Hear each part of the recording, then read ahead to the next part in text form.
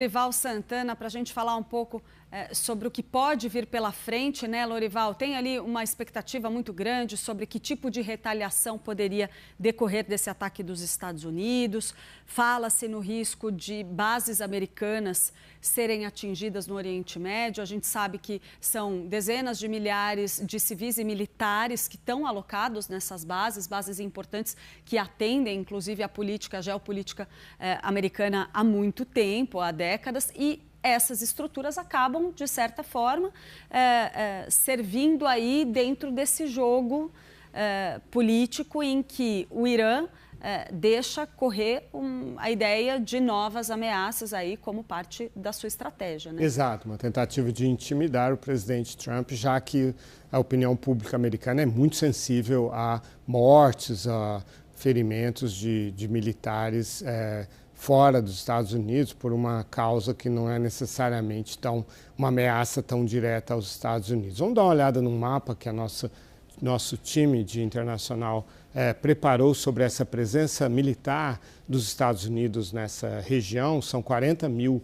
soldados americanos. Esses pontos vermelhos representam ou bases ou uma presença militar, mesmo que não seja uma base formal nesses países. Eu lembrava num comentário anterior que na Arábia Saudita o Irã que tem bases americanas, posições americanas, o Irã foi capaz de fazer um ataque a o maior complexo de petróleo e gás da Saudi Aramco em setembro de 2019 com mísseis e drones, né? Também nos Emirados Árabes Unidos, onde existe também presença militar americana, os Houthis, de lá do Iêmen, mas com armas fornecidas pelo Irã, têm também atacado os Emirados Árabes Unidos. Quando em Abu Dhabi, em 2022, janeiro de 2022, tinha uma série de eventos esportivos, de golfe, de corrida, de automóveis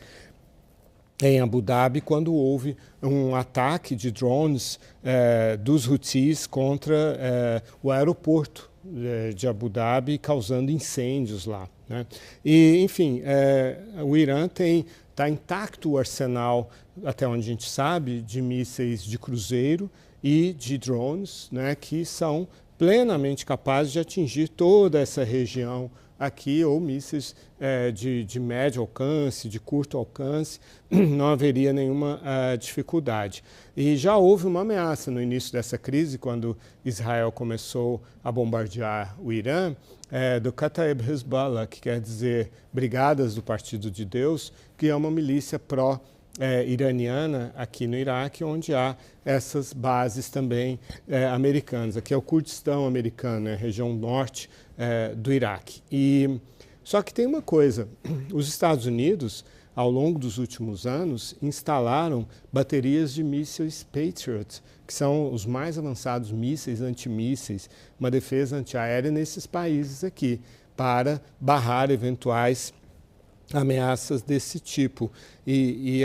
A maioria desses países tem essas baterias Patriot, e agora, recentemente, aqui nos Emirados Árabes Unidos, os Estados Unidos colocaram baterias THAAD, que são essa defesa térmica de alta altitude, muito avançada também. A Ucrânia recebeu algumas dessas baterias também, e que seriam capazes de interceptar qualquer tipo de projétil iraniano. Então, não é que os Estados Unidos, essas forças militares americanas estejam totalmente desguarnecidas, mas há sempre um risco também de ações mais próximas, de ações terroristas, de explosões, né? Por exemplo, no Iraque, 60% da população é xiita, que tem uma parte dela, isso não é automático, mas tem uma tendência maior a se alinhar com o Irã, já que o Irã é um país xiita, né? Então, há muitas oportunidades, portanto, riscos do ponto de vista dos Estados Unidos de ataques, e essas forças estão em estado de alerta máximo, porque sabem que a qualquer momento pode haver esses ataques, seja de uma forma ou de outra. O Irã provavelmente está preparando isso neste momento, Clarissa. E, Lorival, quando a gente imagina e olha para o histórico dos Estados Unidos aí diante desse tipo de conflito, a gente não pode deixar de pensar na consequência política interna que isso pode ter para o presidente americano Donald Trump, né? Exato. Ele que, querendo ou não, vinha argumentando ao longo da campanha que não embarcaria num conflito de grandes proporções, fica no ar aquela ideia de que Trump entra nesse conflito, mas se depender aí do que é interesse para os Estados Unidos, a ideia seria sair disso também o quanto antes, né? Exato, isso é um vespeiro em que ele mexeu, né, sem ter muita certeza de para onde vai essa situação. E os Estados Unidos têm traumas há muitos anos com o próprio Irã. A primeira vez que surgiu o Hezbollah, a primeira grande ação do Hezbollah, quando nem se conhecia esse nome, nem tinha esse nome, foi no início dos anos 80. Dois caminhões-bomba explodiram nos quartéis ali, nas proximidades do aeroporto, dentro do aeroporto de Beirute, mataram 246 fuzileiros navais americanos e mais de 40 militares franceses. E mais recentemente, ao longo dos últimos anos, também milícias pró-iranianas, tanto no Iraque quanto na Síria, têm atacado soldados americanos, né, alvos americanos. Você se lembra que em janeiro de 2020, quando o Trump autorizou um disparo que matou o Qassem Soleimani, que era o líder, o comandante da Al-Quds, a unidade de elite do Corpo da Guarda Revolucionária Islâmica, o Irã retalhou disparando mísseis contra bases americanas no Iraque. E sim, é um momento politicamente delicado, porque está muito forte, fresco na memória dos eleitores do Trump, né? As promessas dele, né, reiteradas, de não se engajar nessas guerras, todas as críticas que ele fez a essas guerras e de colocar a América em primeiro lugar, America first, né? Tornar a América grande de novo, não é tornar o Irã ou Israel grande de novo, né? Então o eleitorado americano está falando, mas espera aí, o que está acontecendo? Ele responde assim, fui eu que criei o MEGA, fui eu que falei America First, então sou eu que defino o que isso significa. Mas o eleitor não fica muito convencido com essa imposição desse conceito. Agora, Lorival, você citou especificamente aí a morte de Qassem Soleimani em 2020, né? Salvo engano. De janeiro de 20.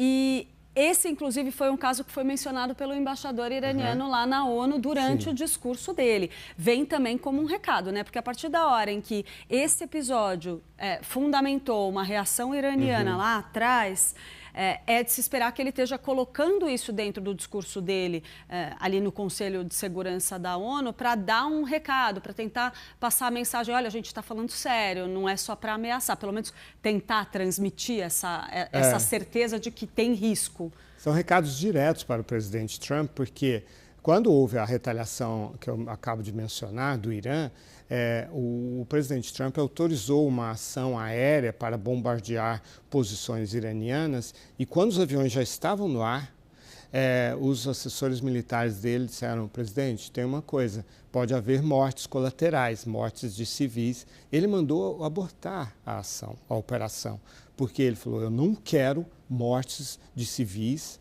na minha biografia. Então ele tem essas coisas que o contêm muitas vezes, né? Essas crenças muito arraigadas dele de não querer ter mortes desnecessárias associadas a ele. Assim como ele tem, por outro lado, um outro horror que é a armas nucleares, a proliferação nuclear. Quando ele era jovem, um tio dele, que era cientista nuclear, explicou para ele o que era a proliferação nuclear. E desde então isso se tornou uma das obsessões do Trump. Então são duas emoções em conflito, né? Não querer, por um lado, provocar uma guerra que leve a mortes e tal, e a custos para os Estados Unidos também, mortes de soldados americanos e tal, e, por outro lado, conter o programa nuclear iraniano. Então, por aí você sente os dilemas do presidente Trump e os iranianos, assim como os israelenses, procuram jogar com esses conflitos de emoções no interior da cabeça do homem mais poderoso do mundo.